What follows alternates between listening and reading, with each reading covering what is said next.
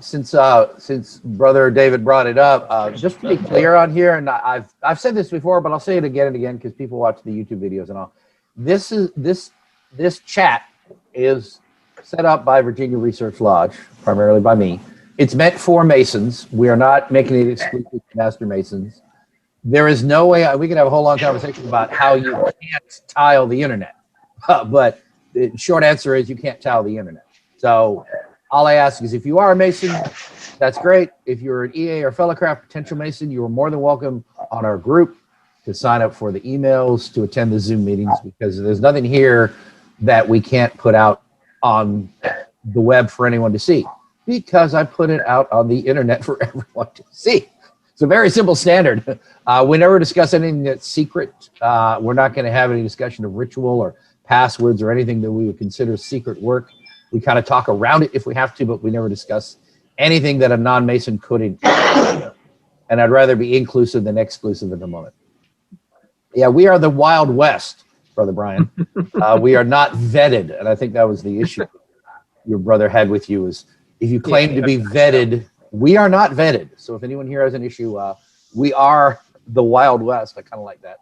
And it fits in with today's topic about Sam Houston. But I've had female Masons, at least one or two, come on here, and I haven't made an issue of it because I'm trying to be a polite host. We're not tiled. So I'm sure there are people on here who are clandestine to me. Doesn't matter. Okay, we're trying to be more universal about Masonry and sharing information with people. It's not a tiled lodge. One of the big discussions I see, especially on the mostly Prince Hall groups that are about clandestine Masonry, because they have a bigger problem than we do by far, is, you know, that people just don't understand. You can't really lock down the internet and only let people in who you recognize. So, you know, I'm just kind of inclusive. And if I get you to, if you're a clandee and you attend this and you realize that regular Masonry is better and you join a regular lodge, then all's the better. And that's the way I am about anything Masonic that I share online. You know? Until I got mixed up with you lot, i.e. the Americans, I never knew what clandestine meant. What's that? Until I got mixed up with the American lodges, I never knew what clandestine meant. It's something we don't have over here. Well, what do you? Okay, let's say if there. Okay, the Grand Orient of Italy, the Southern, is not recognized by the Grand Lodge of England. So how would you refer to them? Just not recognized? The chances of seeing someone from the Grand Lodge, Grand Orient of Italy in a UK lodge is so remote. It's unbelievable. I know, but still, if you had to refer to them in discussion, what do you say? Not recognized? Or on Zoom, I would just refer to them. In the lodge, I would never know. It'd probably be, unless they actually said.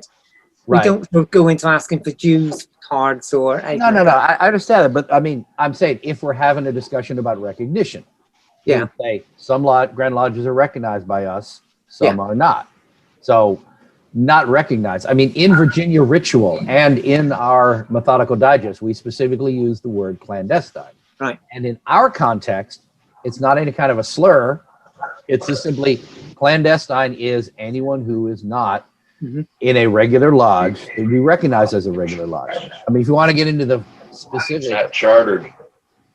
A good example is you in the UK do not United Grand Lodge England does not recognize the Grand Orient of Italy, which is in the south, and that's where I attended lodge in Naples.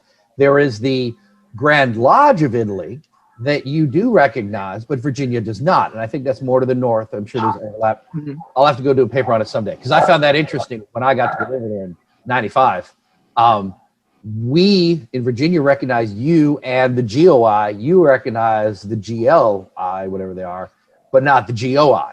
So I could go to your lodge and I can go to their lodge, but you can't go to theirs. So we're all regular Masons because another regular Grand Lodge recognizes them. So clearly they're regular to someone. But you can get in a whole big discussion about all of the regular Grand Lodges out there that are regular and recognized by other Grand Lodges. If you were speaking in a generic sense, I would say a clandestine Mason is someone who their Grand Lodge is not recognized by anyone. They're spurious, they're fake, they're bogus. They're irregular. There's a whole bunch of names for it.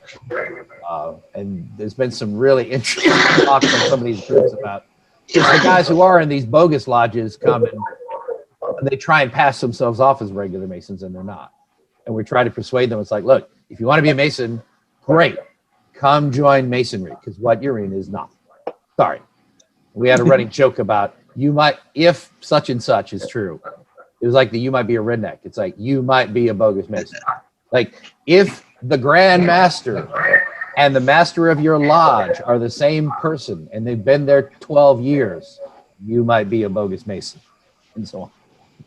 If there were only 3 lodges in your Grand Lodge and they're all in the same city, you might be a bogus Mason, and so forth. I want to welcome Brother Jason Hicks, the only one who dressed for the occasion because he's the speaker. Good to see you, brother. Good to see you. We are casual here. I make an effort to at least wear a collared shirt, and it's winter, so I'm wearing a plaid shirt. But we appreciate you dressing up. It's not required, believe me. And Brother Junior, good to see you again. Good morning. Great to see you too. We just had Masters and Wardens for Richmond, so it's good to be here. Oh, excellent.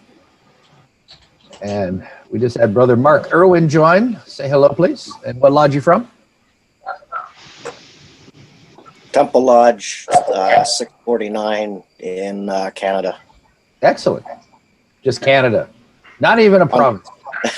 Ontario. At large. Ontario. See, Ontario. now I keep trying to find somebody who's not from Ontario. All you guys are from Ontario. That we see it. I don't know. Big why. province.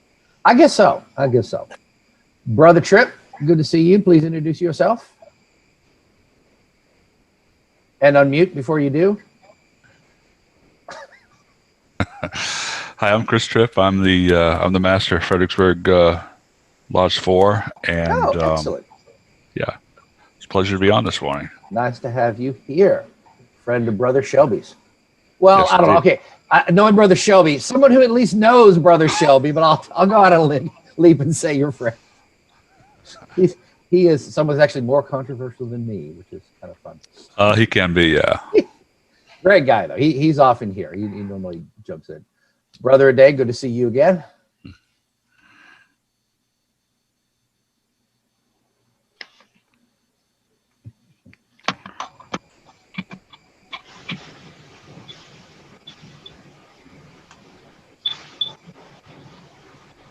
So we'll be starting in a few minutes. We actually have more people here than we had last week. So we had a high water mark. Unfortunately, last week, I had really hoped, and I'm really kind of disappointed that we didn't get more people. I had hoped to have a really big crowd, and the whole round robin thing would have been better with more people. We only had 8. I think we got up to 10, maybe 11 at one point. For some reason, it was just an off week. I asked in the group if people would say, was it the topic that put you off and kept you from coming, and no one said yes, it was. So I was worried that I'm trying different things, and I'm trying to try different things. And some weeks we'll have a panel. Next week we're going to have a panel discussion. This week we're having a speaker, which is the normal form. We do a little of this chit chat, and then we get to our speaker, and then we talk, ask questions, of him. And last week I tried something different, which was I had a whole list of questions, and I just basically throw a question at every single person in the chat, and everybody gets to participate.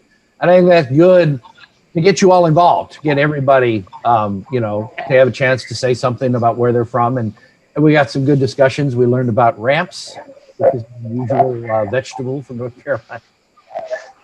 And I thought it was great. It just would have been better if we had more people. So I'm glad we got a few more this time. Brother Hicks will be speaking about Sam Houston, who is a well-known Mason, and anyone from Texas would certainly know who he is, and he'll be able to elaborate on that. Anybody want, if I haven't asked you, I think I've made everybody at least introduce yourself. Anybody got anything they want to share before we go to the speaker? We're going to give a few more minutes for more people to dribble in. This is your chance. Speak up. Say hello. Take something off your chest, what have you. Oh.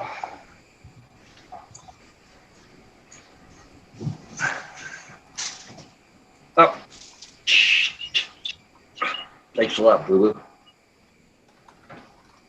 I hope you got a birch tail.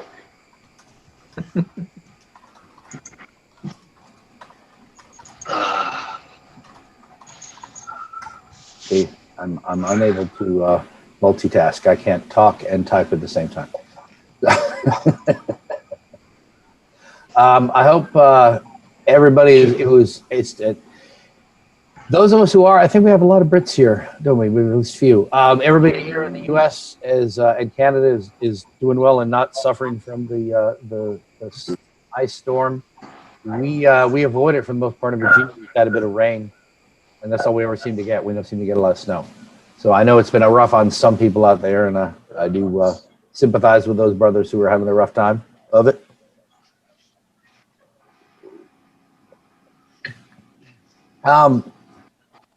Okay, from those of you who are here, are your lodges meeting once again because of COVID, at least in a partial state? Is anybody actually meeting again? Yes. Okay. Oh yeah, well you're in Virginia, same boat as me. Yeah, we're limited to 10 members right now. We're hoping that's going to change. Okay. Yeah, brother, in DC, we actually do have a provisional form ritual so that we can do tiled meetings. Online. Yeah, so we've been doing that. We basically use the Zoom function where you get to see like a waiting room of people, and if you limit the link distribution, of course, and then we don't do any testing of someone new. It's only known brothers who can attend. But if you don't recognize the name, you just don't let them into the meeting when it starts. We haven't heard yet about when we get to start in-person meetings. But you don't actually do any ritual, or I mean, do you try it open, or you just simply? It's a provisional form of the ritual. It's very, very truncated. There's obviously no signs or anything that would require getting up and getting down or anything. But there is some ritual, and we've even had the Grand Master, the Sovereign Grand Inspector General, attend some of our meetings, things like that. Okay, cool. Yeah. Just a good illustration of how all the Grand Lodges are different. Everyone sets their own policies naturally. In Virginia, we're limited to 10. Yep. I bring that up because today would be our February stated for Virginia Research Lodge. And as you all know, Virginia Research Lodge is the host. And I'm going to repeat myself so everybody who's new hears me. We're the host for these Zoom meetings. We started them in August because we couldn't have our regular stated. So I came up with the term of unstated meetings. And it took me a while to start making them regular again. I think it was December for our annual. But I'm having them every Saturday now, as much as I can. But we can't meet in person. And for most of y'all, you would understand that a research lodge is not a regular lodge. It's centrally located. Ours is in Richmond, where Brother Joyner is across the street for him. And it's about an hour and a half drive from me. An hour if I'm in a hurry. But we decided it was not worth everybody schlepping in from various parts of the state just to have our annual meeting. So the master decided, and all the officers agreed with him, we simply did not have elections this year. We did not have an annual. So all of the 2020 officers are in their seats till 2021. So I'm still junior deacon, which is fine with me. I'm in no hurry to advance. I'm happy doing what I'm doing. So the only reason we would be meeting was to have an annual. And if we're not going to have one until maybe May or later, it's not fair to the senior warden to cut his year short. So he's going to get a full year in December. Hopefully we're all back somewhat to normal back then so we can have our annuals. So that gave rise to these unstated. So maybe some good comes of all of this mess. And I love the fact I have brothers from all over the world who come in here for these every week. I'm seeing the same people coming back, and that's great. And we're always happy to have new people. Rob and Clint are fairly new, but they've been here 2 weeks in a row, so that's a good sign. And so I like that we have some regulars who are here pretty much every week, and that's great that we're building a group. We're building a community here in this one Zoom meeting. And people are telling me they like this better than some of the other ones they go to, so I guess I'm doing something right. I have no idea what it is, but apparently it's working, so I'm going to keep doing whatever I'm doing. But I think part of it is I make an effort to make sure everybody introduces themselves and says hello. We're small enough I can still ask everybody to say who they are and introduce themselves. Obviously, if we get much bigger, I've been to some where they have 100 people. obviously you can't introduce everyone, so they don't even try. So, all right. Well, it's 11 after, so I'm going to go ahead and introduce our speaker, and we'll get to his program. Brother Jason Hicks, I will ask to introduce himself so I don't get his titles wrong. He will be giving a talk on the brother Sam Houston and his Masonic and world background and history. So take it away, Brother Hicks. Please introduce yourself, and you may start with your paper. Okay, so good morning. As Chris said, my name is Jason Hicks. I am a past master of Cookeville Lodge number 266 in Cookeville, Tennessee. And as of last summer, my wife and I relocated to Greensboro, North Carolina. So I'm a member of Gate City 694 here in Greensboro. I am the current master of the Tennessee Lodge of Research. We haven't experimented with any Zoom, but hopefully in the near future we will start some offerings by Zoom. I think this is a great way for folks to connect, especially during COVID, but hopefully after COVID as well. So this talk is on Sam Houston. It's also a talk on Sam Houston's relationship with Andrew Jackson, who was also a Mason and a Grand Master of Tennessee. So Sam Houston was born March 2nd, 1793 in the Shenandoah Valley near Lexington, Virginia. He was of Scotch-Irish descent, as was Davy Crockett and President Andrew Jackson. One of the many things that they shared. His father passed away when he was young, after which the family migrated to Maryville, Tennessee. At age 16, he left the family. He didn't like working on the family farm and didn't like working in the family store run by his brother. So he found his way to a Cherokee tribe, took up residence with them, and was given a Cherokee name and accepted among them. And his Cherokee name meant the Raven, which was a nickname that followed him the rest of his life. He learned to speak fluent Cherokee, and at the age of 19, he returned to Maryville and opened a one-room schoolhouse in Knox County, which is Knoxville, right beside Blount County, where Maryville is. And it was the first school built in Tennessee. So later the same year, after growing, the particular book said bored with being a school teacher, he reported for duty with the 39th Infantry Regiment in Knoxville, Tennessee, to fight in the War of 1812. While fighting at the Battle of Horseshoe Bend, he was wounded by a Cherokee Indian arrow, and he also injured his shoulder and arm in battle. They didn't believe he was going to make it. Ultimately, he did, and he proved to distinguish himself in battle with General Jackson, who was the commanding general there. During the War of 1812, they developed a relationship. Part of the thing that bonded them is both of them had lost fathers at a young age. And some authors have described the Houston and Jackson's relationship as almost a father-son relationship. Jackson appointed him sub-agent managing the business of Jackson's removal of the Cherokee from East Tennessee. During that assignment, he and Secretary of War John C. Calhoun had a disagreement that ultimately made them lifelong enemies. Secretary Calhoun took issue with Houston showing up to a meeting dressed as a Cherokee Indian. And later, an inquiry was opened into Houston's distribution of supplies to the Native Americans, and he left the Army in 1818. Later on that year, he began the study of law in Lebanon, Tennessee, and ultimately passed the bar. He was appointed district attorney general in Nashville, a position that had been previously held by Andrew Jackson as well. And he was named an adjunct general of the Tennessee militia. In 1822, He stood for election to the U.S. House of Representatives, which he used as a way to support his mentor's bid for the presidency, and he served from 1823 to 1827 in the U.S. House of Representatives. He declined re-election at that point and ran for governor of Tennessee against Newton Cannon and former governor Willie Blunt. He won, and after one term, or during his term, he married a lady named Eliza Allen from Sumner County, Tennessee, whose father was a wealthy planter. In the same month, he announced his bid for re-election.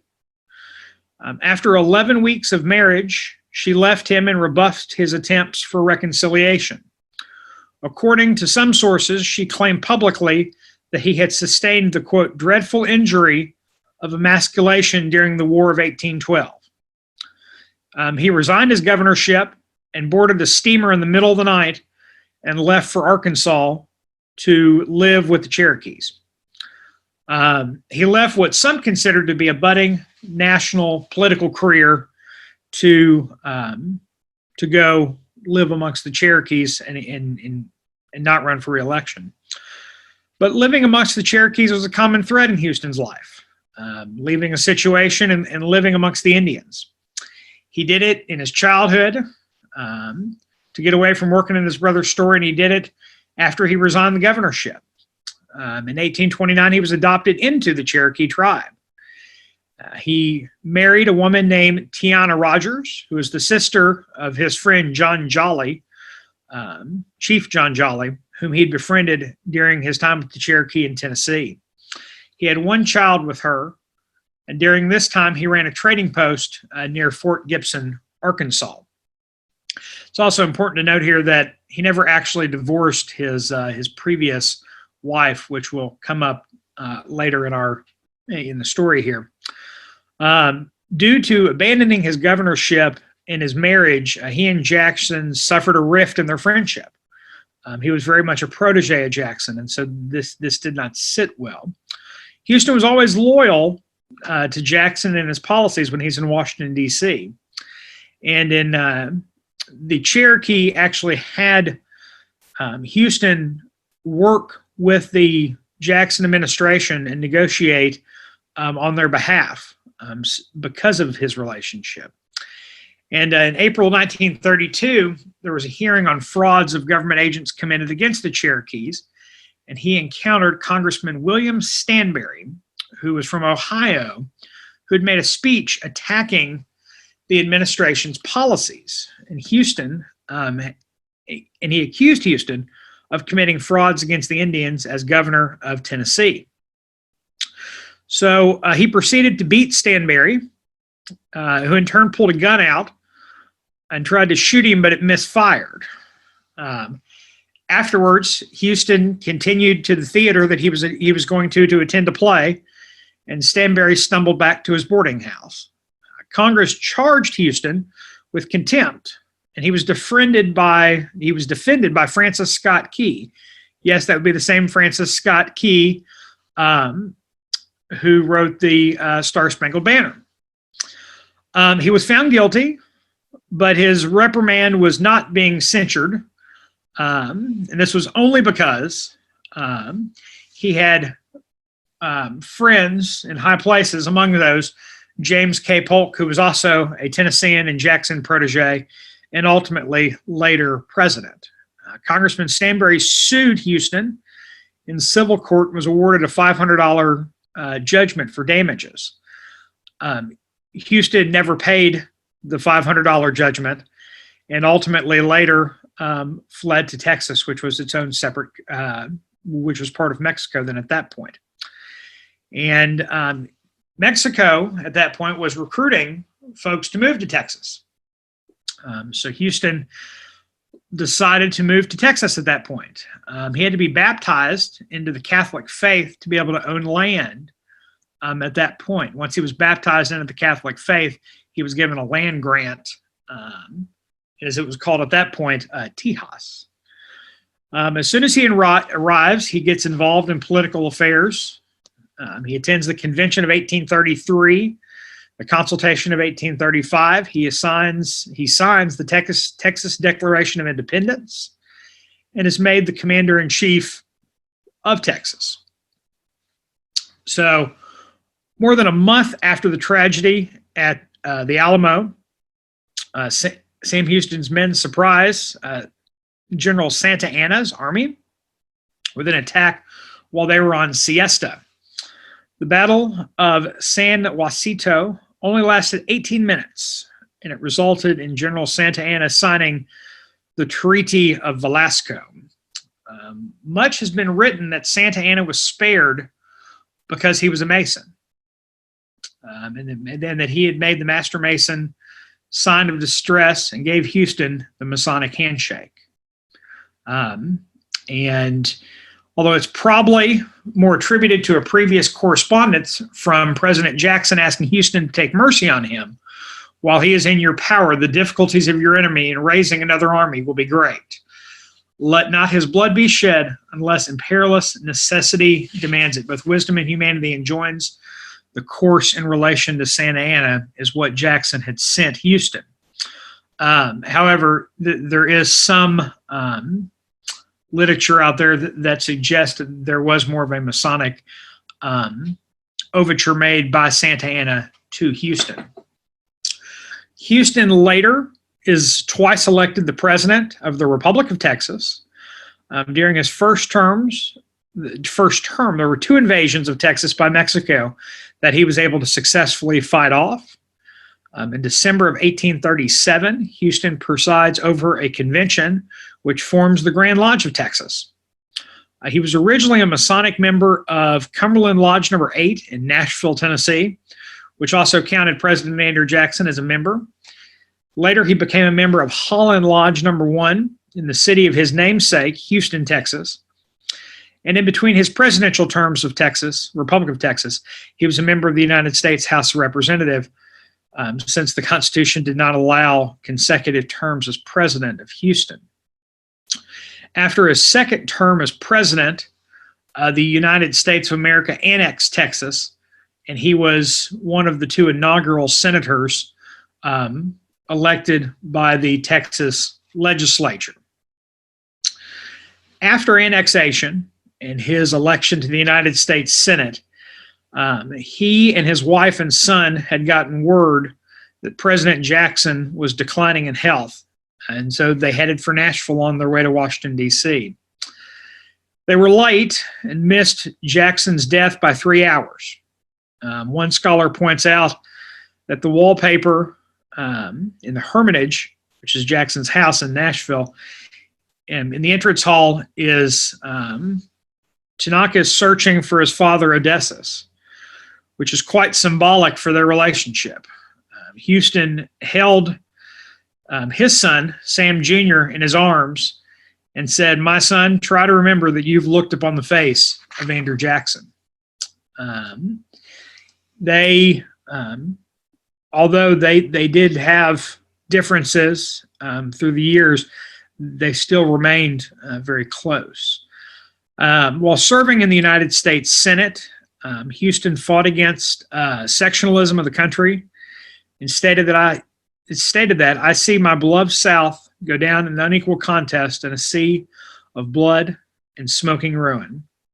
He ran twice for governor and won the second time. He served until Texas voted to join the Confederacy, and he refused to take the oath of loyalty to the Confederacy and was evicted from office. He turned down President Lincoln's offer of 50,000 troops to prevent Texas's secession from the Union.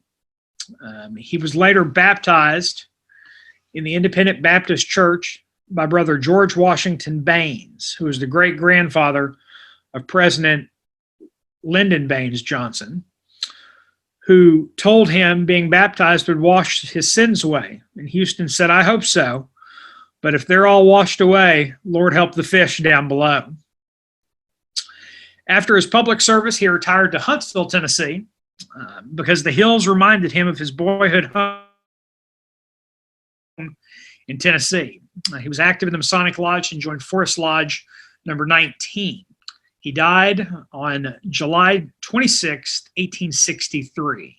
the inscription on his grave is as follows: a brave soldier, a fearless statesman, a great orator, a pure patriot, a faithful friend, a loyal citizen, a devoted husband and father, and conscious Christian, an honest man. And that is Brother Sam Houston.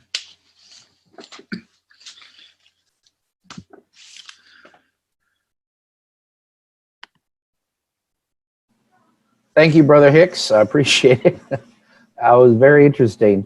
When was Houston, the city, actually named after Sam Houston, and what was its name before that?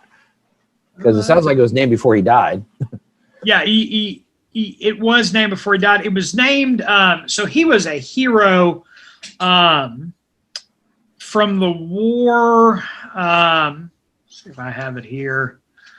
I think I've got it. It was after, it was the war around Texas's independence from Mexico. And so Texas Revolution.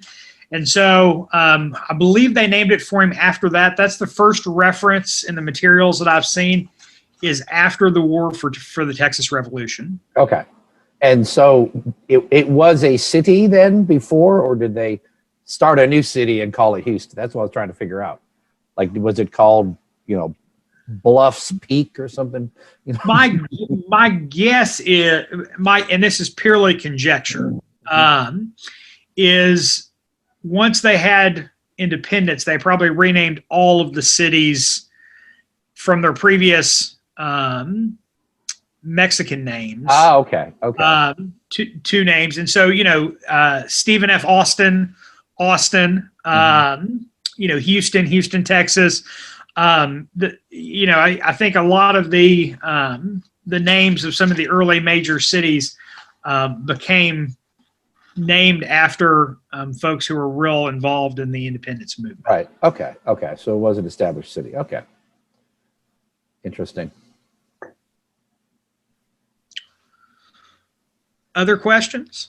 As a Mason, then, was he ever, say, master of a lodge or anything beyond that, or was it just simply a member in more than one lodge? It from everything I've read, nobody ever mentions him as anything other than just a member. Okay. It says he was involved, but I've never read any reference that had him more than just a member. Okay. Very good. It's interesting because some Masons are known for being prominent within Masonry and then within the profane world. Harry S. Truman was Grand Master of Missouri. Yeah, Grand Master of Missouri while he was president. So, and then of course, a lot of people, of course, there were a lot of assumptions and a lot of myths. George Washington was never a Grand Master. He was actually master of a lodge once, briefly, but he was never, he wasn't active at all because he was busy fighting the war. And he was actually approached. One of the papers we have from Virginia Research is about George Washington being approached to be master, to be Grand Master of the new forming Grand Lodge, and reasons why he wouldn't have accepted. And the position of the paper is he was never directly asked, but his name had come up more than once, but they never actually came to him and said, hey, we want you to be our Grand Master. But a lot of people mistakenly assume, of course, George Washington was Grand Master of the Grand Lodge of Virginia. He had to be. It's like, well, no, he wasn't that active a Mason. I mean, you set aside his entire storied, his history in the real world. If you look at him just as being a member, it's like, yeah, we have this George guy. He pays his dues, but he doesn't come to lodge that often. I don't. Well, that's like Andrew Jackson as Grand Master of Tennessee. One of the papers I'm eventually going to work on is going back and looking at his service as Grand Master. But back then they met quarterly. But this is in amongst him being district attorney in Nashville and Congress and the U.S. Senate, and a Tennessee Supreme Court justice. You know, so you know, being grandmaster looked very different back then than what it looks like today. You know, you didn't have a grandmaster driving, you know, halfway across the state and hitting up 5 different events in a day like you have now. You know, being grandmaster was very, very different then. But that's one paper that I'm actually it's in the hopper to be worked on. Yes. But unfortunately, that's a pretty deep hopper. Right. Well, I want to say I do appreciate you giving a talk today. Clearly, you have practice at giving papers, and it shows.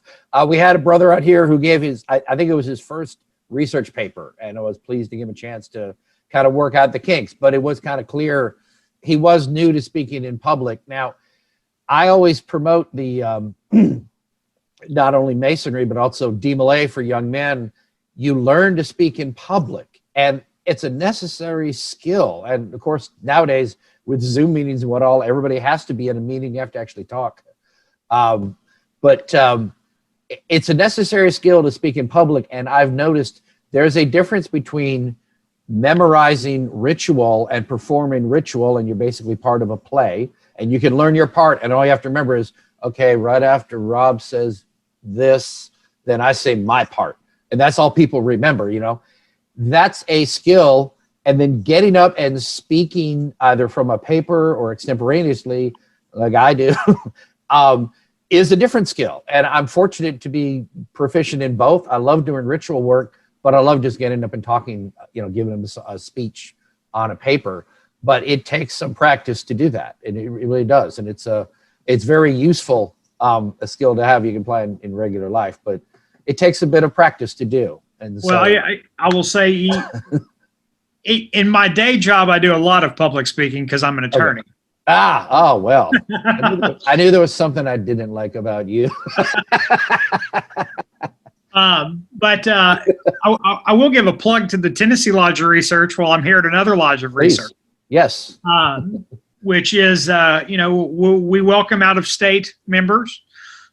We have a website that has almost every paper that has ever been presented at the Lodge of Research, going back to the mid-'80s when it was founded in 1985. And part of your $10 yearly dues, or $15 if you're a new member, is you get the yearly collection of papers. Generally comes out about a year afterwards, and also has publication of all the short talk bulletins that came out during the year as well. Oh, very good. Brother Joyner had your hand up. You're in the dark there.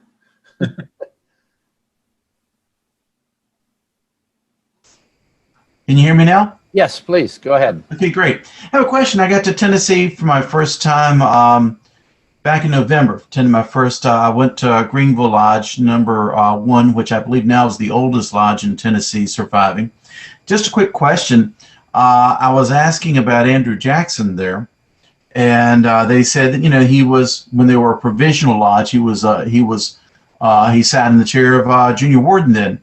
But there is they said there was a bit of controversy over where Andrew Jackson was actually initiated. What was, you know, where he was actually initiated, passed, and raised. Can you have you had any thoughts on that, Worshipful Hicks?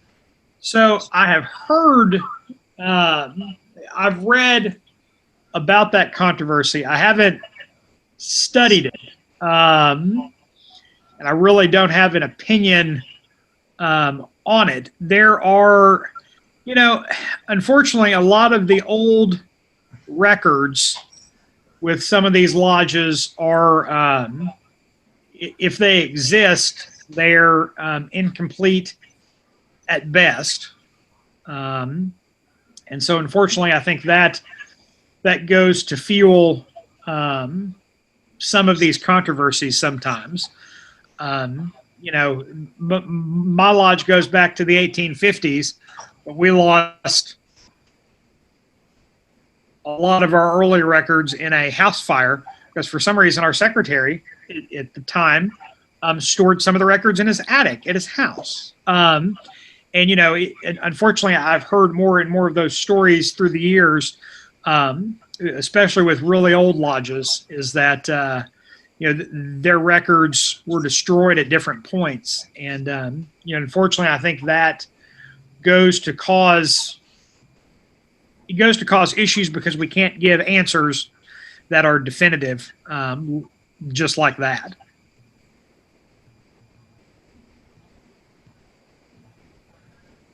I was going to say, we're speaking about research and all that. I don't know how many of them our brothers here have given research papers or are thinking about writing research papers and getting in on this. And I would strongly recommend you do it. Obviously, we want to further Masonic education as much as possible. But something that Brother Hicks said, I wanted to draw attention to. Every time I write a paper, I come across something and I have to make a note. That would be a good paper in and of itself, and remind myself to circle back and research that more. The more you get into this, the more you find yourself saying, oh yeah, I could go write a paper on that. Oh, that would be interesting in and of itself. So you're always finding something new to write about. So once you get in the business of writing research papers, you're always going to have more and more material and more subjects that are worth delving into. And writing a research paper is a reward in and of itself. I mean, it's wonderful to go to a lodge and then hear someone give a talk and you learn more about Masonry and how it ties into history and how it relates to our everyday lives. And all of that is great, but the rewards to yourself in writing the paper are almost as great because you're learning all of this stuff. And you have to condense all of this that you read into a 15, 20-minute talk, but there's more material out there, believe me. You have to usually whittle it down so it's not half an hour or more. So you've always learned more than you share. And then you begin to see the connections between things. You see the similarities and how patterns repeat themselves. So like I gave this last year, I had the Lodge of the Day that I started for Virginia lodges, which was a lot of fun for me.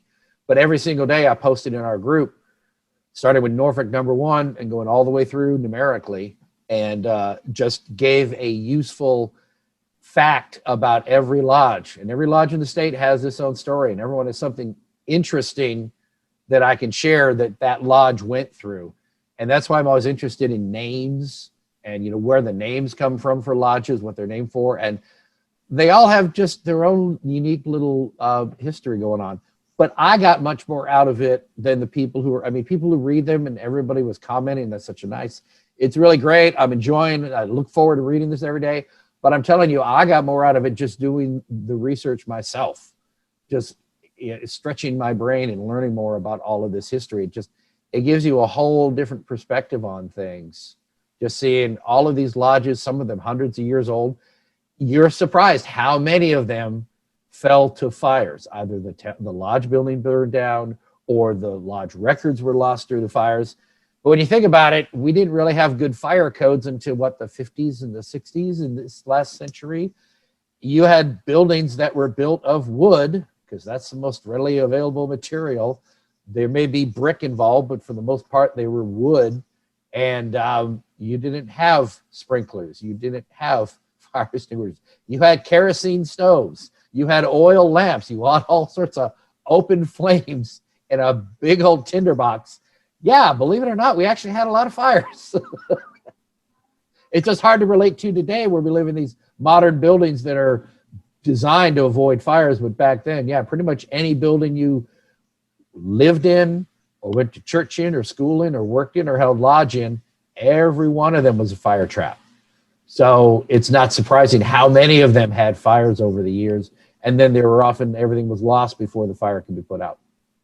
So it's unfortunate, but it's a pretty common thread, how many lodges were lost to fires. Well, and Chris, another thing that I thought of as you were talking was one of the easiest, most approachable ways to start in Masonic research is find out if there's been a lodge history of your lodge written. Yes. If not, be the one that writes your lodge's history. You're right there near your lodge. You're right there near the lodge minutes. You're right there near folks who can, give you an oral history that you can then put down into a written history. Absolutely. Very That good. is a incredibly approachable first start Yes. that is hugely important. You know, all the time when I was first in masonry, I'd always ask to be given a talk to the newly initiated EAs. And it was just kind of a basic explanatory talk, tell them things they could do, and couldn't do as EAs, and kind of explain what they were going to go through. And I added to it, and I pointed to some of the paintings on the wall in our lodge room of folks who had been grand masters, folks who had been grand high priest, folks who had been grand commanders. And I tried to give them some of that history. Because otherwise it was just a picture of some guy that was old and dead Right. on the wall. They didn't understand what the connection was.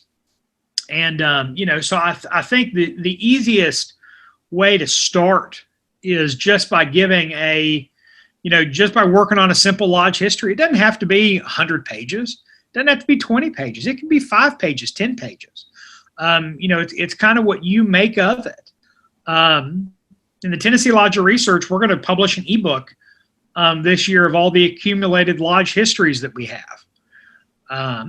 We're actually working on we published a book about 15 years ago of the best, most unique papers over the first 20 years. And I am putting the finishing touches on our book of the last 10 years, which hopefully both should be available as ebooks within the next month. But, that's, I'm giving a talk 2 weeks at the Tennessee Lodge of Research on a Mason who really there's not been much written on him. It's a guy named J. Ray Shute. You never heard of him, but have you ever heard of Allied Masonic degrees? Indeed. Have you ever heard of Night Masons? Yep. Blue Friars? Basically, any organization that meets during Masonic Week in Washington, D.C., J. Ray Shute was a part of. He was part of a group called the Innovators in the 30s that basically had a whole lot of free time because the Depression was going on. And they traveled the world and did tons of research to work out what was legitimate Masonic organizations and illegitimate Masonic organizations. And they brought them from Europe to the United States. And so I've put together a paper on him, and I'm doing a talk next week at or 2 weeks at the Tennessee Lodge of Research about him. But there is a whole lot of folks who have done great things Masonically, who people just think, oh, everybody knows about him. Right. And they don't. Yeah, but I want to get Brother Junior who's had his hand up. Please, Brother Junior, go ahead.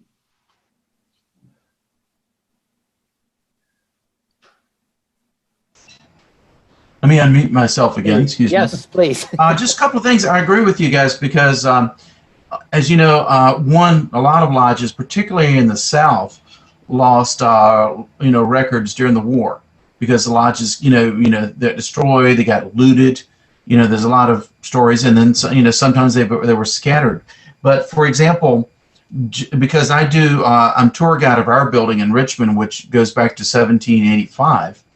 And we're right around the corner of the Edgar Allan Poe Museum. So people were always asking me about John Allen. And I even read some books on Poe. Then a couple of them said that Allen was a Mason, and it didn't sound right to me because everything I'd read about Allen said that he was either an agnostic at best or an atheist, most likely. So I said, well, let's get to the bottom of this. I wrote to the Grand Lodge of Virginia.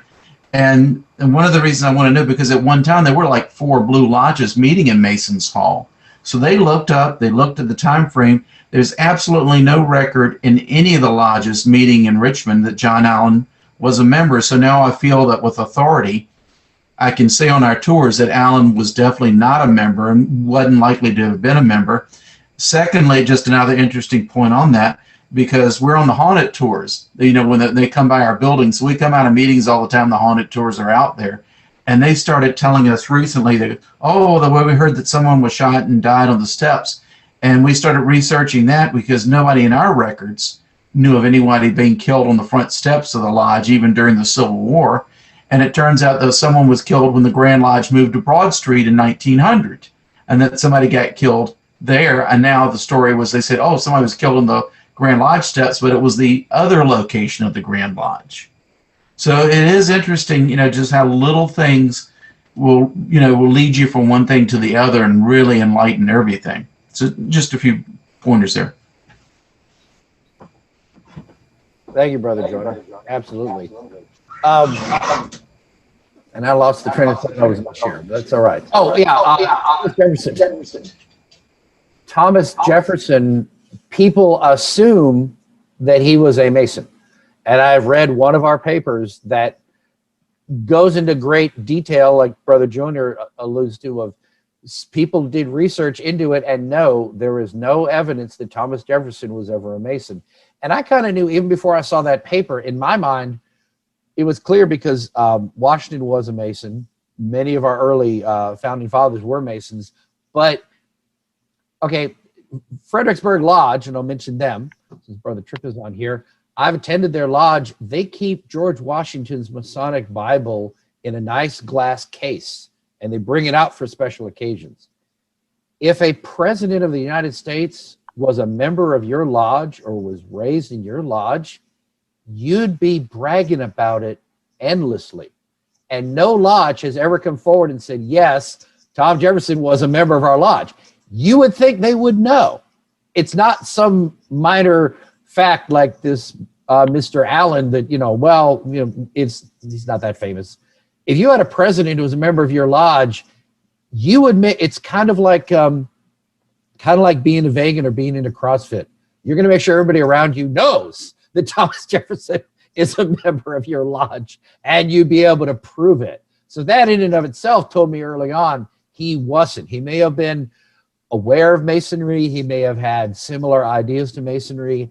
As one who was steeped in the Reformation and the Protestant Enlightenment of Europe that influenced Masonry and that came across, those principles came across through Masonry into this country and was an essential core of what we built this country on and what are called Masonic principles, but they can be traced back to earlier principles in Europe. But Thomas Jefferson was certainly well aware that Masons existed, and he knew several, and he may have been certainly sympathetic, but there is no evidence that he was a Mason, and we say pretty definitively at this point he certainly was not. But again, it's one of those things. You see things published, pictures of Masonic presidents, and they include a lot of people in it. People who don't know better say, well, every Mason, every president was a Mason. It's a requirement and all. And, Trump is a Mason, and Obama was a Mason, and Clinton and the Bushes. Nope, none of them. Nope. Got to go all the way back to Brother Gerald Ford. That's it. Nobody since then. Sorry. So it's just one of those common things. It's understandable. People who don't know better assume. But yeah, clearly Thomas Jefferson was not a Mason, or somebody would have been bragging about it long before now. Definitely. Brother Christopher, not even a chance of saying maybe his lodge fell into the dark at some point many years ago. Well, but the lodges he would have been a member, because the lodges that existed where he lived when he would have been have checked their records, and they're certain he did not. Okay. Because back then, pretty much if you lived in a town, say Charlottesville, you would join a lodge where you lived, either where you worked or where you lived. So it would have not have been, it's unlikely he would have joined some lodge in Pennsylvania or something and then, not been active wherever he lived. So yeah, but you're right. There are a lot of lodges that disappeared. One of my upcoming projects is to go and research all of the lodges in Virginia, because we have quite a few that went away. I did a history of the 290. It goes up to number 329, not counting ours. We have a numbering system in Virginia. Most Grand Lodges do. Of course, the Brits do not. But, the Brits do, I'm sorry. Massachusetts does not. and Hawaii does not. But most Grand Lodges do number their lodges. And we have 1 through 329 is the highest number. I think the high water mark was like 348. So basically, the next lodge along gets the next number. And then if a lodge folds, especially if it's a very low number, that number gets reassigned to a new lodge. So you have lodges that are 100 years or more younger than their neighbor, and their number is like 100 points less. Because having a low lodge number is apparently a big deal to some. But then we have some like Virginia Research, which is 1777. There were lodges that were named for dates. So we got about 10 numbers in the 15, 16, 17, 1800s, 1900s even, that were named based on the year, a specific year in Masonic history. One lodge was named for the year they were founded for some reason. And then all the other ones simply went up in number from 1 up to 300 something. And then as the lodges were closed, they filled in those numbers with younger numbers. Well, something I was wondering about is like, well, why were there so many that folded? And then I came to learn that when West Virginia broke off from Virginia during the Civil War, they formed their own Grand Lodge. There were around 100 lodges in Virginia. They were part of the Grand Lodge of Virginia, located in that part of the state, those 13 or so counties that broke off from us. All of those lodges were renamed and renumbered under the Grand Lodge of West Virginia, freeing up all of those numbers to get reassigned to Virginia lodges that came around after 1865, which explains why there's such a large number that were able to be renumbered, which is a lower number. So I want to go back and catalog all of the lodges that Virginia ever had, just get the numbers year to year and give a little recognition to every single one of them, not just the ones that still exist today, the just under 300 we still have today, because I'd be willing to bet there were over 500 lodges in Virginia, maybe 600, over the course of the last 250 years. It's actually interesting, Chris, because in Tennessee, when a lodge goes extinct, the number does not get recycled. Right. That lodge number dies with that lodge. It was only in the last, I think, 2 years ago, they allowed an extinct number to be used on a lodge, and there was a lot of consternation and controversy around that vote at Grand Lodge. But it was the current Deputy Grand Master's home lodge, and so that kind of greased the skids for that vote a little bit more. That's interesting. I can see the reason either way, but for some reason people, as a side note, we have an issue in parts of Virginia, particularly here in Norfolk, but other places where there are too many lodges in an area to support the current membership. And I mean, every Grand Lodge out there, I'm confident to say, every one of you has gone down in membership since World War II, because that's when a whole lot of Mason came in. And that's when they, they came in then, and they're all, like Brian Smith's age, old. Just kidding. No, they're all of those that came in the 40s, they start dying, obviously, by the 80s and the 90s. So membership has gone down simply due to demographics. It has nothing to do with anything you're doing wrong. It's just simply people are getting old and they die. So in an area like Norfolk, which has currently 10 blue lodges, and we were at 13 at one point, lodges don't want to merge. Lodges don't want to, the members don't want to face facts and say, hey, look, we have. They don't want to consolidate. They don't, they don't want to lose their uniqueness. And I have a really low number in my lodge. We don't want to go away and lose that number. But then you end up with lodges that are stagnant. They have 5 or 6 active members. They're recycling junior deacons. And it's just a fortunate thing. Brother Dave, I see you had your hand up. And I think Clinton Rob had their hand up too, I think. But Brother Dave, go ahead, please, before I ramble on more. Brother David, Brother Denbor, I can't say your last name. Brother David.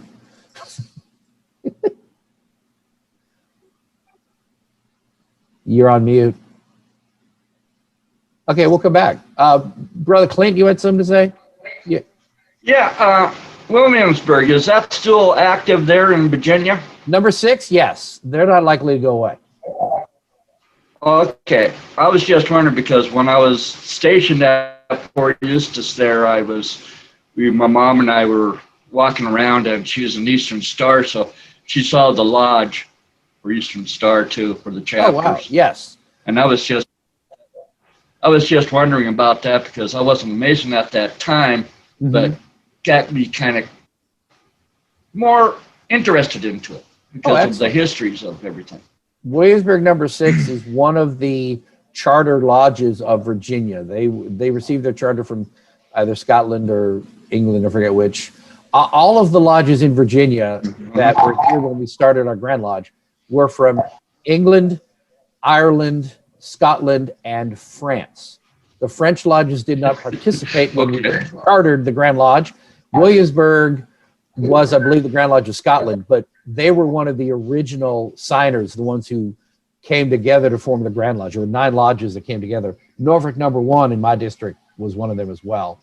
And I don't think any of those will give up their charter if they can help it. Williamsburg is a very, very, very long and storied history. And because they're in colonial Williamsburg and they have ties to that, they have a huge reason to stick around. They also have a research lodge too that meets in Williamsburg. Wow. A couple of times. I didn't know that. And they focus mostly on colonialism, Williamsburg history, and what all. But yeah, I know a few members of that. Hopefully one of these years I'd make it back to over there. Oh yeah. It's neat. They have a chair. They have a chair with a very long history that I forget who I think it was our first Grand Master who owned it and donated to the lodge. They have a door, one of the oldest doors in Masonic history. They make a big deal about their door, but it's that old. And even though they've renovated the lodge. Right. Well, I would be proud of that. I would definitely be proud of that. All right. Brother Jose, you had your hand up. Yeah. Another question going back to Houston. So when you did your research on Houston and you naturally ended up bumping into other contemporary Masons like Jackson and Austin and whatnot, out of curiosity, since that was also at the same period as the Morgan Affair and the rise of the big anti-Masonic movement, just curious if you bumped into anything in your studies, about like the impact of that on Houston, Austin, Jackson, on Masonry in the frontier at that time.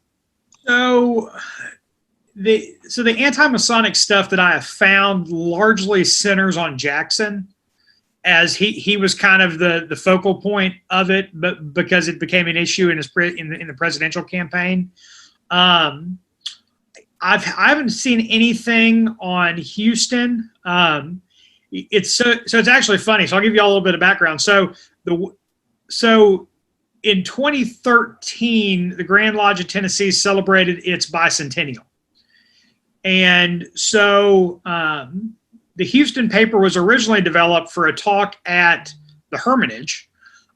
Tennessee Masonry has had 5 heads of state.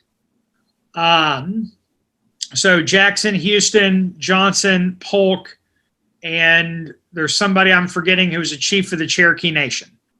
And so that's how it originally developed. And then I did a talk at a Yorkright college dinner on all 5 of them. But Houston, I was always particularly drawn to because I spent 5 years as a kid living outside of Houston. And so when you grow up in Texas, they pound Texas history into you pretty heavily. And so I'd read a lot about Houston. And then when I found out he was originally from Tennessee, that kind of tied everything together a little bit more.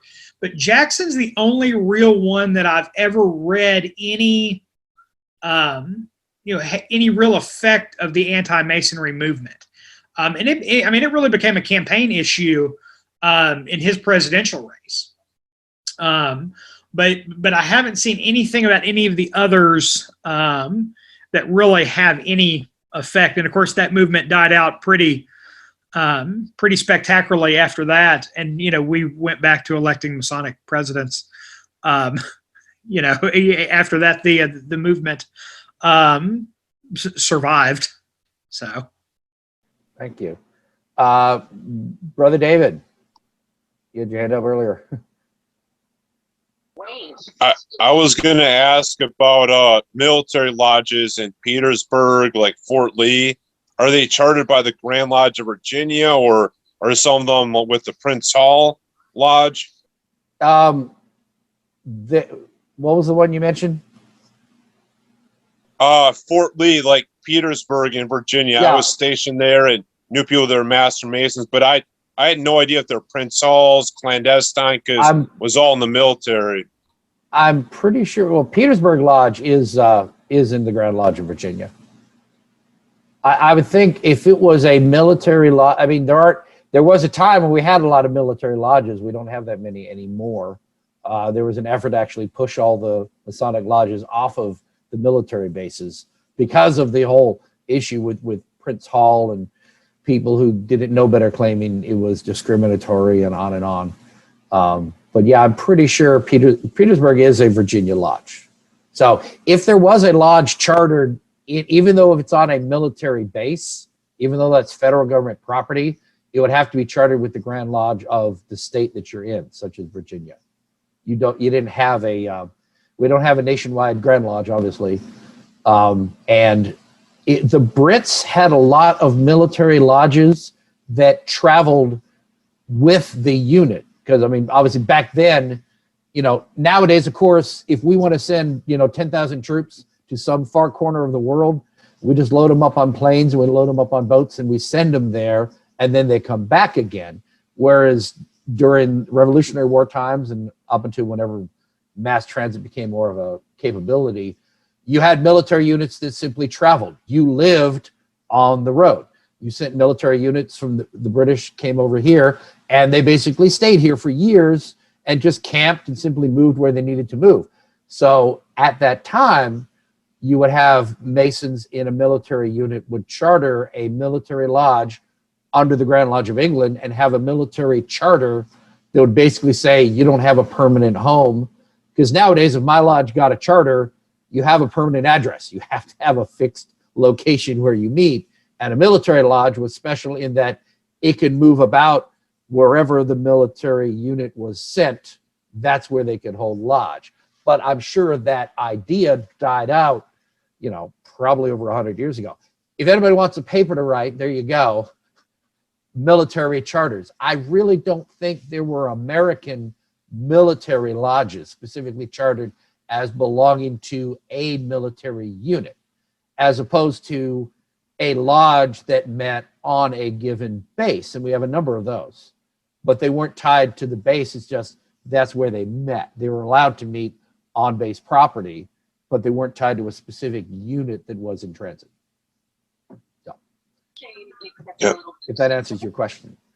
Yeah, I appreciate it. Like, are Prince Halls clandestine, or do you recognize them for business, or is that like a blackball? I know in Florida I got blackballed for that, like doing business with Prince Halls. Wait, what? I'm sorry, I don't understand the question.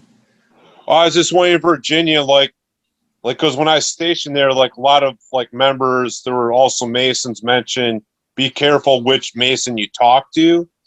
And I wasn't sure if I get blackballed or okay. For that. Yeah, let's clarify. Well, okay, you say do business, so I want to make sure we're clear here.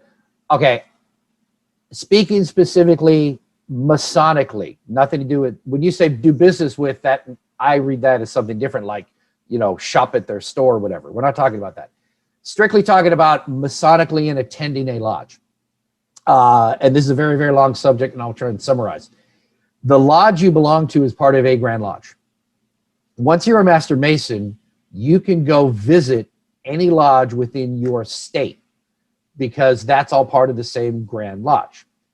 If you were to say travel to Virginia and the Grand Lodge of Texas and the Grand Lodge of Virginia recognize each other, you could attend a lodge with me because our Grand Lodges recognize each other. If the Grand Lodge of Texas recognizes the Prince Hall Grand Lodge of Texas, which I think they do, you can also visit a Prince Hall lodge because the two Grand Lodges recognize each other. Does that make sense?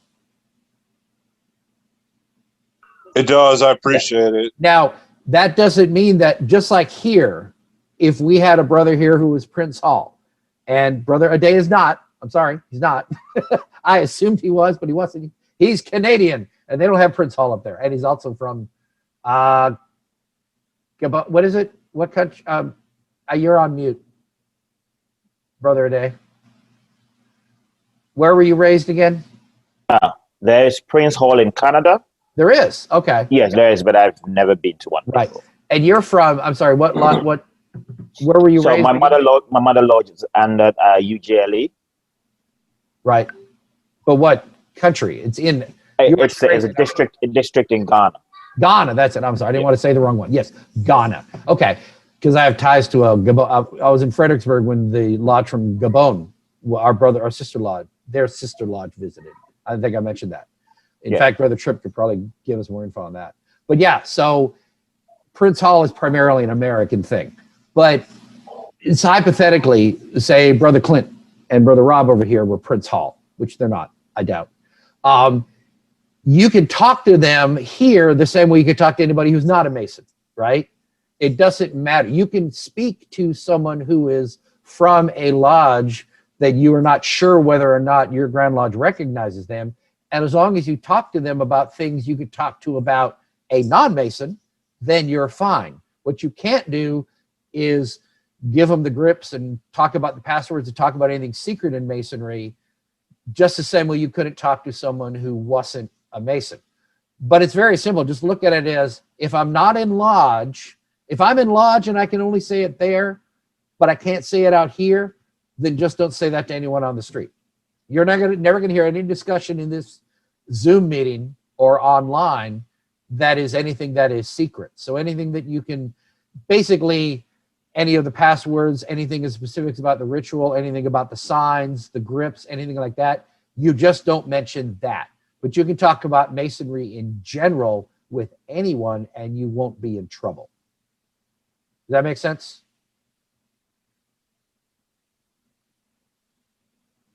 It does. Thank you. I'm happy to clear that up. And I run into this all the time. I was talking earlier about I'm on several groups that deal with the clandestine lodges, and then primarily Prince Hall brothers running those.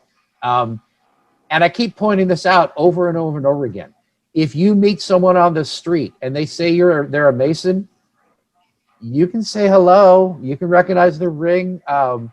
You can say, what lodge do you belong to? And you talk to them as you would talk to anyone who is not a Mason, unless you intend to bring them to your lodge and they're going to attend a tiled meeting. At that point, they're going to be vetted and they're going to have to show their dues card, and they're going to have to show there's 4 steps to attend a lodge that you're not a member of. You have to have a dues card or something proving you're a Mason. You have to show some ritual signs. You have to take an oath, and they have to look it up in a book and verify that your lodge is one recognized by our Grand Lodge. That's it. And the only time you have to prove you're a Mason is if you're going to sit in lodge with someone. Any other circumstance, anywhere in the world, here in this meeting, me bumping into you into the street, me working with you at our job, any other circumstance, you do not have to prove someone is a Mason to talk to them. You just talk to them about stuff that's not secret. It's that simple. And I hear about all this nonsense, and I'm sorry, it's basically a Prince Hall thing, unless it's a clandestine thing of you guarding your light and challenging people. And somehow some brothers get the wrong idea, and they think it's their business. If I see you wearing a ball cap that's got a square and compass on it, I have the obligation to come over there to confront you, to demand that you prove that you're a Mason to me right there in the street. And that's nonsense. And that's not the word I want to use. It starts with B and ends in it. That's nonsense, brothers. We do not validate Masonry on the block. We don't validate it in a room like this. The only time you have to actually prove you are a regular Mason is if you're getting ready to walk into a regular tiled lodge meeting. and nowhere else. And anybody who thinks otherwise is sadly misinformed. And it irritates the heck out of me to imagine people are Brother David is a good example. He's only a fellowcraft. He doesn't know everything about masonry yet. And if he happened to be wearing a ball cap or something and he got confronted on the street by someone demanding he prove himself, he wouldn't know what is going on. So it's really an unfortunate tradition that's out there. And it rubs me the wrong way because it's not what masonry is about. We have no reason to be challenging each other. And it irks me. That's why I went on a soapbox here. So yeah, feel free to talk about masonry. Anything you see here, these rooms are a perfect example of what you can talk about publicly in masonry. Because I'm very careful about what papers I publish online, because there's a few I've had to reject. They were presented in my lodge and they're written down, but I have to look at them and say, nope, that gets too close to revealing stuff, and I won't publish it. And some just won't be published. If I put it online, if I send it in an email, if I publish it on Facebook, or if we talk about a subject here in a Zoom meeting, I've made sure it's a topic we can talk about that's safe. And that's 95% of what you hear in masonry is stuff we can talk about. If we are looking into specific words and ritual, specific passwords, steps, signs, tokens, stuff like that, that's what we have to steer clear of. But we can say in general almost everything out about masonry. And that's something a lot of brothers don't seem to understand. They think we have to keep everything a big fat secret, and we don't. So I hope that's helpful.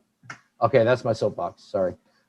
Yeah, I appreciate it. I've been on other lodge Zoom channels, and they mention phoenixmasonry.org, and a lot of documents are very old fashioned. There's definitely a lot of more racial or, sectarian kind of like terms used. How do you guys translate that? Is that something you wouldn't put in a research lodge? Because I've seen some lodges they have. You can't change the documents because they're historical, but how do you translate that to present day? What's legal and moral now? Well, if it's and some of the stuff you're talking about may well be clandestine in the first place. It may not be regular masonry. I don't know. But for example, the Grand Lodge of Virginia I can use because I know that better than anything else. We have our Constitution, which spells out basically what a lodge is, what a Grand Lodge is, what the landmarks are. Landmarks are basically, there's about 25, I think if we totaled them all up, there'd probably be about 35, 40, but there's around 25 landmarks, ancient landmarks that every single Grand Lodge recognizes. And there's statements like the Grand Master must be elected. Every lodge must have a master and 2 wardens. And every lodge must have a charter or warrant from some Grand Lodge, and on and on. They're simple statements. They're not secrets. So the constitutions of Virginia, and I don't think we actually elaborate the landmarks. We talk about them, but we don't write them down and say, these are the landmarks. It's sort of like everyone knows what they are. It's kind of a weird thing.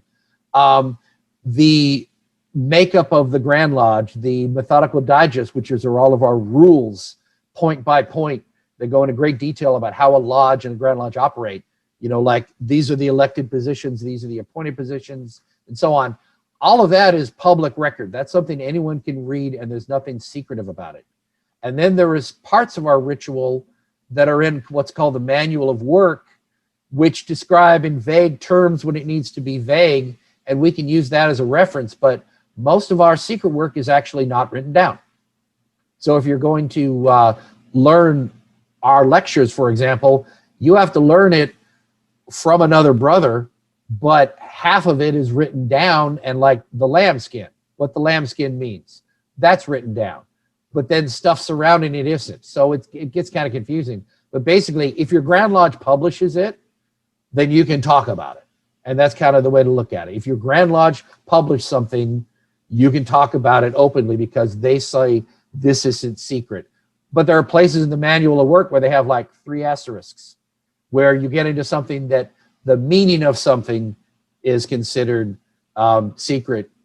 Whereas if I say the 3 pillars, which are in the east, west, and south, and represent wisdom, strength, and beauty. And then there's more stuff that's secret. So that's kind of that's what I use as my my yardstick is I can look at the manual of work and say, okay, I see 3 dots where I've memorized what that is.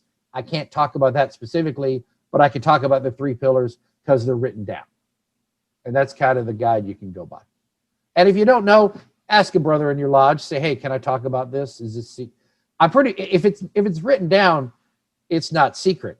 That said, there are Grand Lodges out there that use ciphers, which are part of the ritual. And I think there may be some Grand Lodges that actually write down the whole ritual. And they issue it in a book to their members. And that's how that Grand Lodge operates. But most of the ones I deal with, it's either all secret or it's in a cipher of some kind, and we don't use ciphers. It's interesting. Brother Rob, you had your hand up? Or you just... Go ahead. Yes. For lodges and well, for the Grand Lodges recognize another Grand Lodge, what that actually goes to, has anybody heard of the Grand Master's convocation or communication that is held once a year? And it is in... you talk about the North American Association of Grandmasters? Yes. Yeah. And that's where all the Grand Masters come together and they sit down, talk about the ritual, talk about everything that they do. And that's how one Grand Lodge will either say, okay, I recognize you. I'll recognize you, or I don't recognize you. If you do it this way, we'll recognize you in their rituals or whatever it has to be. So that's actually just a clarification of how Grand Lodges recognize one another throughout the world. Is just that right there. So I just wanted to bring that up for our fellow craft there. Is that's how that somewhat works. Then for the Canadians, some of them do come down for the York Rite Convention. They do come down and visit with us, and we have a really good time too. So that's another way we do things too. I'm Go ahead. And for Montana here, we've actually have 2 historical lodges. One is Bannock 1864, which is one of the old lodges, but we also have Mullen Pass, which is the first meeting in Montana, which was actually up in the mountains, and 3 Master Masons came together and opened up a lodge on the hillside, and that is another historical lodge. And any Mason throughout that is recognized by the Grand Lodge of Montana can petition those 2 lodges. $50, you're a lifetime membership after that, and you're set and you're golden. And you can come up to Montana if you're up here, and you can go to the annual meetings once a year and participate in some good fun. Cool. If you just want to be... Give me a second, Rob. Brother Hicks has to leave us. I wanted to make sure we all said thank you before he had to go, and I appreciate you. Hey, thanks. Perfectly in line with what we're looking to do. So thank you, Brother Hicks. We appreciate it. Hope you come back and join us again. Definitely, and thank you guys, and I'll look forward to coming back again sometime. Very good. Thank you. See you. Bye-bye. And I was going to say something, Brother Rob. I'll come back to you here, but I did publish a link here in the chat, and this chat will be made available on the website and then on the group page, and we'll be posting this on YouTube later. But that's a talk that I put on YouTube called Jurisdiction, Amity, and Visitation. And this is Brother David. I hope you take a look at it. It's on YouTube, so I wasn't planning to make it one of our talks. I have plenty of talks I've given that if I can't find a speaker, I'll be happy to give a talk. But I'm trying to find people other than me since I'm hosting. I'm doing most of the blabbing here anyway. But that's one that I wrote because, as I say, I'm on a lot of Facebook groups with a lot of brothers who they don't know a lot about recognition because their lodge isn't really teaching it. And every lodge has a responsibility to teach the basics. Stuff I've covered right here. And most of the talks I've written, David, is I'm very well practiced at meeting new EAs and fellowcrafts in our lodges and explaining things to them so that they understand it. And there should be members of every lodge that do that with the new members. Tell them stuff that's not in the ritual, stuff like how visitation works. And over time, I've just started writing down all the same talks I'm giving to these brothers so that I can put it online or whatever. But I found that with recognition, most brothers don't have a clue really of how it works. So I tried to lay it all out. And as I explained, it's too long to put in a Facebook post. So I just sat down and made a video, and it's 16 minutes long. But it explains exactly how recognition works and why it came about and why it is that we have so many different Grand Lodges and why some recognize each other. Every Grand Lodge makes the choice of who they recognize. But with the North American Conference, as you mentioned, that kind of makes it more likely to recognize a newer Grand Lodge is because they meet and all that. And I'm sure there were times when the Grand Masters tell each other, we don't like what you're doing. And that's kind of how they deal with it. But that's a fairly new organization. I don't know when it started. I think it was only started less than 100 years ago. But I would definitely recommend that YouTube video. It explains how the recognition works between Grand Lodges. So, did you have another point, Brother Rob? I had to cut you off there. That's okay there. But as I was saying, does any of your states have historical lodges that Master Masons around can join and be a part of or anything like that? As far as actually joining, Virginia, if we recognize, we allow affiliations, and this is something that's interesting, that in Virginia, you can affiliate with as many lodges as you want. So just take a simple example. I belong to Charles T. Morton Lodge, which is folded. I was able to affiliate with Ocean View Lodge, where I am now. I could belong to both lodges for as long as I want. And if I was going to join and demit, which I ended up doing, I can start with Lodge A, petition Lodge B for affiliation, get voted in, and then demit from Lodge A, or stay in both. I can belong to multiple lodges. In some jurisdictions, you are not That's allowed what we did. to affiliate with another lodge, which means if I'm in, I'll say Texas, I don't know if it's true in Texas or not, but just pick on them. If I'm in Lodge A and I want to join Lodge B, I must demit from A, petition B, wait to be accepted, and only then am I a member again, which is a very perilous thing to do to somebody. In some states, I'm not saying this is Texas, but as an example, in some Grand Lodges, you are not allowed to affiliate with another lodge. You can only belong to one lodge at a time. And that literally means you have to demit before you petition a second lodge. Even if you plan to move to that lodge, you can't belong to two at the same time. It's not allowed. And that's a very weird way of looking. So that's what we did. In and beyond that, if you belong to it, because Virginia allows dual membership in multiple lodges, if you belong to a lodge in, say, Montana, and my Grand Lodge recognizes your Grand Lodge, you can petition to affiliate with any Virginia lodge, and if they vote you in, you're a member. But we are not blanket open to anyone, just sort of, I mean, you're literally joined as a member. My question is Montana has two historical lodges that any brother from around can petition and become a member by doing a proper procedure. Does any other state have any historical lodges that are just a one-time fee and you become a member of that? No, Virginia does not have that. Full time. You pay dues. You belong, you pay dues every year. Yes, we don't have okay. So there's sort of I just want to join and get a piece of paper saying I belong. Are you actually a member of that lodge? Can you show up and vote? Can you hold office? Yes. Basically how these lodges go, they're historical lodges made by the Grand Lodge of Montana. And we have Canadian brothers, we have people from all over Texas, every place you can think of. And they're lifetime members. And what it is you pay the $50. You don't have to pay any more dues because it's a historical lodge.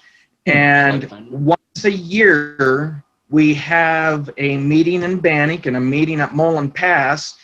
And it's just very good, interesting meetings. A lot of things go on there.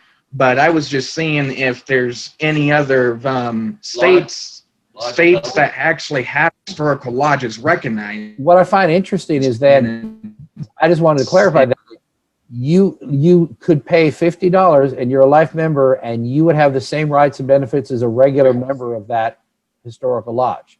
You get hold office, vote on petitions, be master of that lodge, and not be paying dues to that lodge. Well, basically what it is, it's a historical lodge done by the state of Montana. Right. Okay, both of these lodges are done by the state of Montana. And we have an annual meeting, and in order to be an officer, you have to be a card-carrying member of that lodge. Right. So so we would actually have a dues card saying Bannock Lodge number 3777. Well, and that shows that we are a member of Let me ask you this way. Is everyone who's a member of that lodge in the same boat? All of them paid the one-time fee, and it doesn't collect dues from one-time fee. Yeah. Okay, so the whole lodge is set up that way. They don't. I'm just saying it would not be the fair. whole lodge is set up that way. Okay, well that makes sense. If you see what I'm saying, it wouldn't be fair to you if you were a dues-paying member of that lodge, and then your dad joined under the $50 thing, and he got to be master. And you know what I'm saying? It wouldn't be fair to the regular members if you had them. No, we do not have a circumstance like that at all. But it's interesting. But what I will do is on the Facebook, I will get a link to the Bannock Historical Lodge. And if any brother that wants to join can go ahead and fill out the petition, send it off, and get your $50 and you're done, and you'll get a nice certificate, a nice dues card. Come to lodge when you want to. And if you're in the state of Montana traveling or something, come in and enjoy a meeting. You know, if you want to put the link here in the chat I would say put it on the group page too. Yeah, there's. I need to call. Brother Dave had his hand up. He's been patient. I do my best to make sure I call on you timely, but I don't want to cut people off. So that's my job as host. I have to be rude from time to time. I try to be as polite as possible. Brother Dave, go ahead. Yeah, I appreciate it. Thank you. I was going to ask in Virginia and other Grand Lodges like that are here, like, do you accept disabled members, like people that have PTSD or blind or people that are in a wheelchair? That's a long question. Okay, let me put it this way. If you are a profane, a non-Mason, and you petition a Virginia lodge, you must be, you have to have all your arms and legs and generally your fingers and toes. And the Grand Master has to make some kind of exception, because we still operate under the idea of you must be hale and whole. I forget what the exact phrase is. Basically, you have to have all your body parts to join, because we can't teach you the ritual and the signs if you can't actually make the signs. But once you're a Mason, if you get injured, you don't kick you out. I've met Masons who don't have one brother didn't have both of his arms. He only had them down to the elbows. And I saw him standing, making the signs along with everybody else at the opening, but he did what you could tell what he was doing, but clearly he wasn't moving his arms because they weren't there, but he was at least moving like he would. So once you're a Mason, we're not going to kick you out if you're not whole, but to join, you must be whole. And that's just the way it's been. I guess you can make an argument whether that should be changed, but really, if you can't assume the position at the altar when you're initiated, and this is where we talk around something, I'm not going to get into specifics, but all of you would know what I mean. If you can't kneel at the altar, you can't take upon yourself the initiation. But once you're a Mason, if you wanted to affiliate, I don't think anyone would have any problem with it, because you're already a Mason. You've already been initiated. So, and PTSD and stuff like that really isn't even a point of discussion. It's literally missing a body part. And I mentioned our Methodical Digest, we have rules. So you have a rule in the Methodical Digest says a man must be, fully intact in body, however it's worded. And that's the particular rule. And you can point to the paragraph that says it. And then under each rule, you have decisions, because a grandmaster in a given year has to make a ruling on something. And that ruling gets written in the Methodical Digest to say, okay, this grandmaster made a ruling about this here. For example, candidate for Lodge XYZ was not allowed to be initiated as he was missing the index finger on his right hand. I mean, literally, it gets into that kind of detail. So clearly a grandmaster had to step in and say yes or no to fulfill that rule. And I find that fascinating to go back and read through history when we do it. And by the way, in the same paragraph there, another grandmaster said, brother missing left hand, and he let him in. So it's the individual grandmaster who made a decision that year for that circumstance. And they aren't always in line with each other. So that's kind of interesting history to go through. It's like, well, I guess that grandmaster was being a stickler and that one felt more generous. I don't know. But I find that interesting. Brother Jose, you had a question?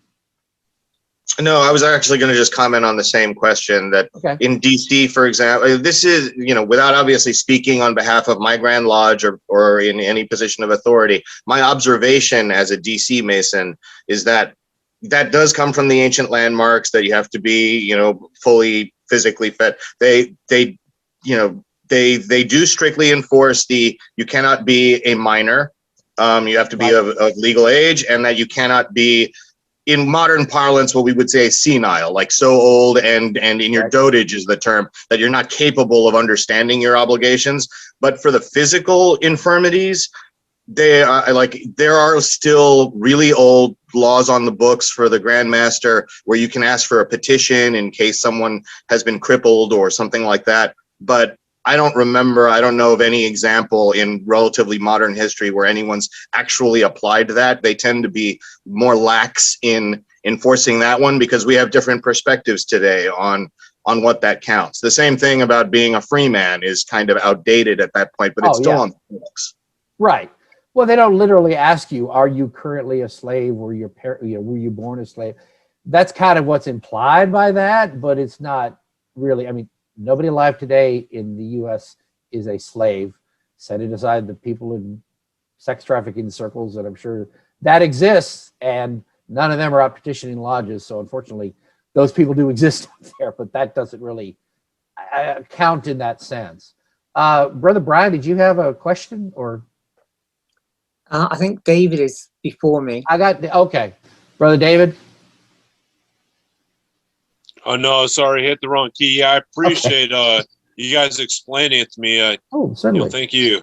Yeah, we're here to provide education, and by all means, I'm happy to get into these topics. And I know I'll go on at length. Some of you may say I'm going on too long, but I want to explain to where you go away understanding it. All right, Brother Brian, go ahead. Just to highlight actually a difference again between the UK and America. A disabled Mason is very welcome. In fact, we'll make provision for them. Our lodges have got stair lifts in them. We'll have someone go around the lodge for them if they can't go around the lodge. Okay. We'll do whatever we can to sort of make them fully inclusive in the lodge. My last worshipful master was actually brain damaged. He was blown up in Northern Ireland. And so he had a tablet which he used all the way through. And the past master sat beside him and prompted him. So our view from disability is completely different. Right.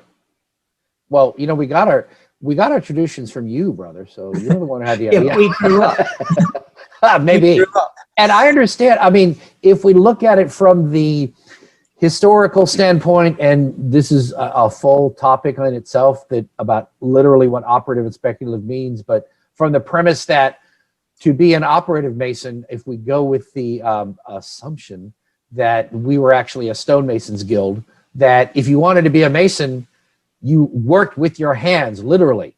And if you're a cripple, however you want to phrase it, you weren't going to be much use to somebody building a temple if you can't actually stand up and work the tools and all that. So there'd be no use for you to join an operative lodge of Masons because you can't physically work. And they sort of carry that tradition on into the speculative, when literally the only thing is you couldn't actually perform the signs and the movements of an initiation.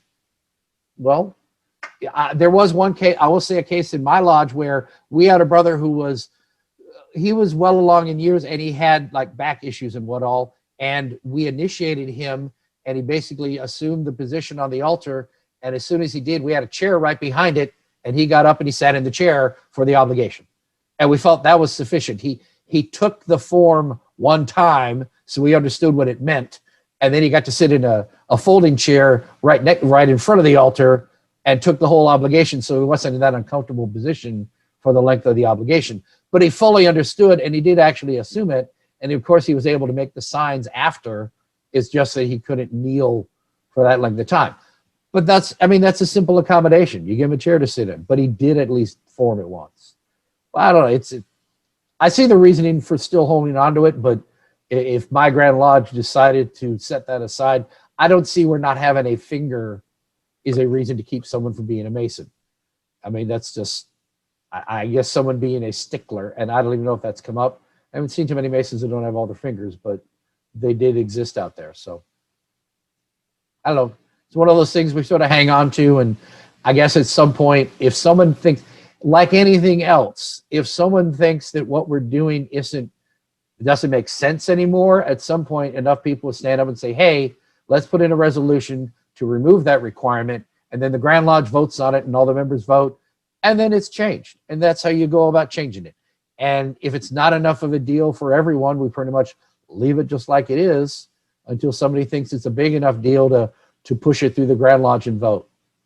That's another topic we should have sometime, is how jurisprudence works in each of the different Grand Lodge. Because I would love to hear from your other Grand Lodges how your jurisprudence goes about. How do we make changes in each Grand Lodge? Because I'm sure there's a lot of variety there. You know, I know what the rules are in Virginia. I'm very familiar with them, but I'd love to see how it is in these other jurisdictions, just to see how we're similar and how it changes. It'd be an eye opener.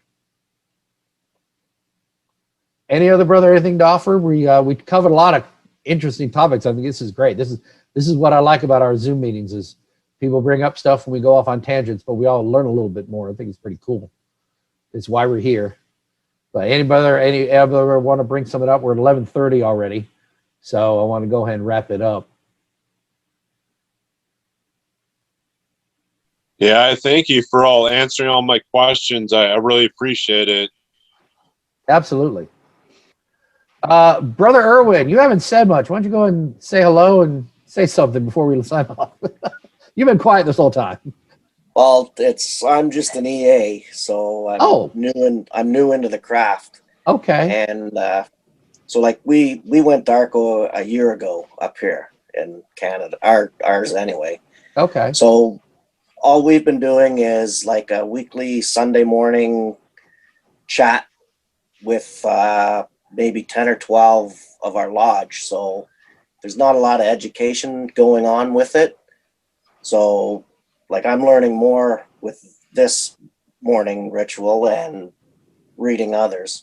So I'm more in the background and listening because I don't have a lot to offer really. Oh, that's great. No, that's perfectly fine. And this is something you are an example of why we're doing this, because honestly, for lodges that aren't really meeting, and even back when we were meeting, I'm always a little dismayed when I'm in like, okay, most of y'all, if you're on Facebook, you're probably members of the Winding Staircase or Proud to be a Freemason or some of the other non-groups, non-lodge specific Masonic groups out there. There are a lot of them out there that are just generically for Masons, like Proud to be a Freemason. And they get into a lot of discussions there. And they get in discussions, okay, I'm sorry, they get in discussions over the stupidest things like points in, points out, and other dumb ideas like how do you wear your ring? And I don't know. But it seems those are the ones that get the most response. But I see brothers posting on there with questions that really you should be asking in your lodge. You shouldn't be going on a Facebook group and saying, hey, when do I pay my dues? I mean, literally, or like, where does the senior warden sit? Things like that. It's like, you know what?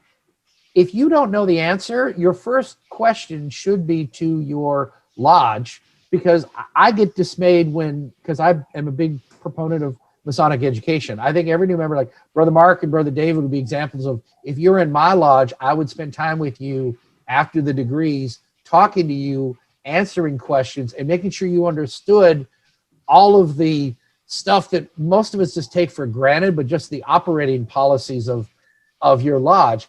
And they may well be different depending on the lodge you're in and depending on the Grand Lodge you're under. Because I could tell you something that's not the truth in your Grand Lodge. And if you were to post on a Facebook group saying, you know, where do the columns go? Do they go behind the senior warden or the junior warden? That actually varies depending on your Grand Lodge. And if you ask me, I'm going to answer you based on what my Grand Lodge says, and that may well be wrong for you. So it dismays me, I guess, that so many brothers are not getting the answers in their lodge, and they're going online asking these simple questions, and they're going to get incorrect information because every Grand Lodge is slightly different. Your jurisdiction may vary, as I say.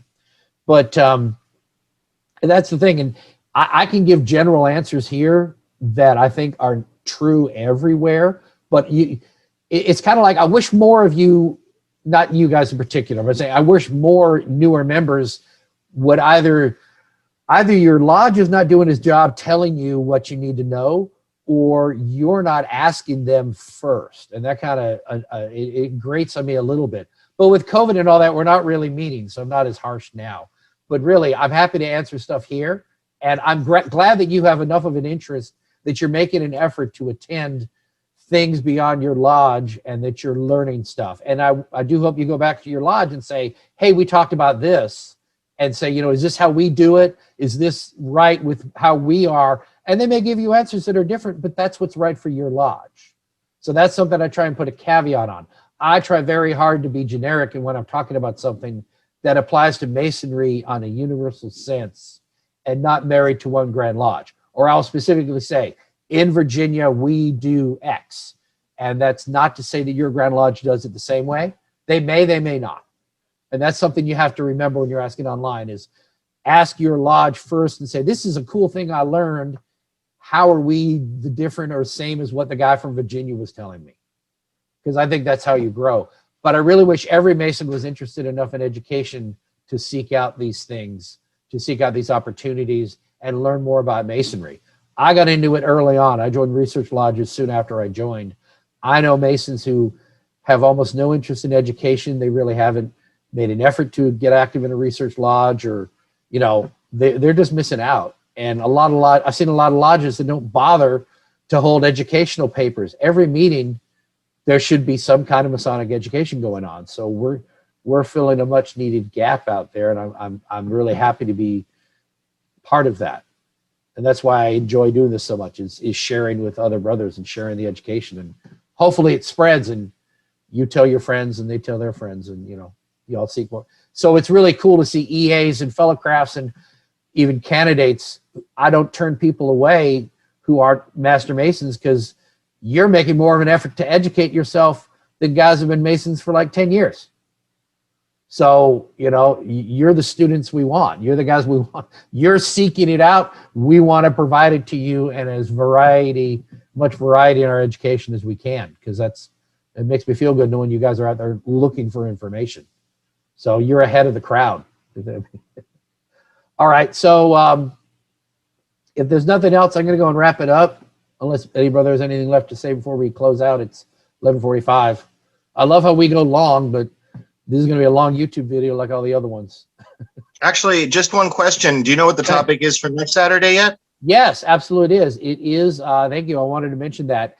It is a panel discussion. It's the, let me get the actual title here. It is called Brothers in Barongs, Masonry in the Philippines. I'm going to be interviewing, I think, 6 or 7 Filipino brothers, or brothers who attend lodge in the Philippines.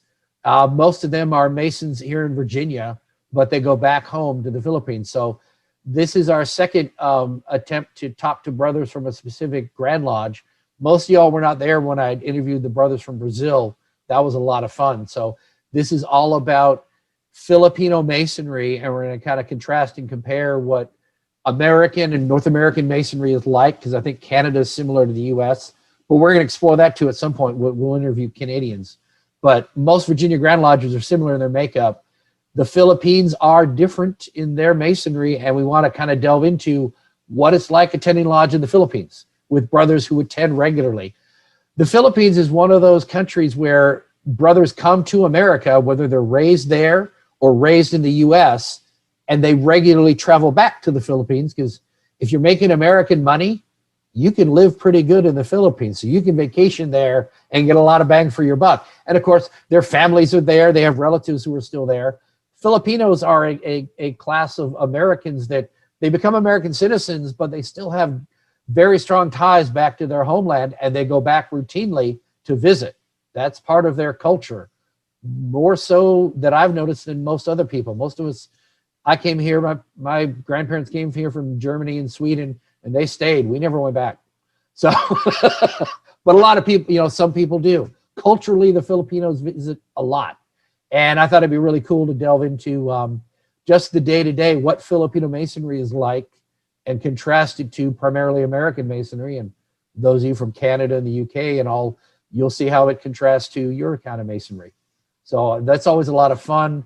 I got about 6 or 7 people sign up with the panelists, and I'm just going to go around and ask them questions, and we'll delve into Filipino masonry. And hope you all can attend that. It should be a lot of fun. And I plan to do one of those at least like once a month, have one of these panels and just pick a different country and get at least 2 or 3 brothers from that country and ask them similar questions about how things are there. So that's kind of one of the things I want to, this isn't something anybody else is really doing that I've seen. Other Zoom meetings have papers, and that's great. And that's going to be a staple, is like today, have someone present a research paper and we talk about that topic. But I haven't seen anyone else do these kind of panel things. So I'm kind of proud to be one of the first ones to break ground and do this. And there's no formal, it's not a paper. It's just me asking questions of the brothers and trying to learn more about about how they do things in that country, under that Grand Lodge. And it's really enlightening. We learn a lot. I learn a lot when we do these. So I'm happy to be able to bring it to y'all. So that's what we're doing. Thank you all. You all have a wonderful day. Unless anybody else got something to say, we're going to go ahead and wrap it up. Going once, going twice. Okay. Thank you all for coming, and we'll see you all next Saturday. Thank you. Thank you. Good night. Bye.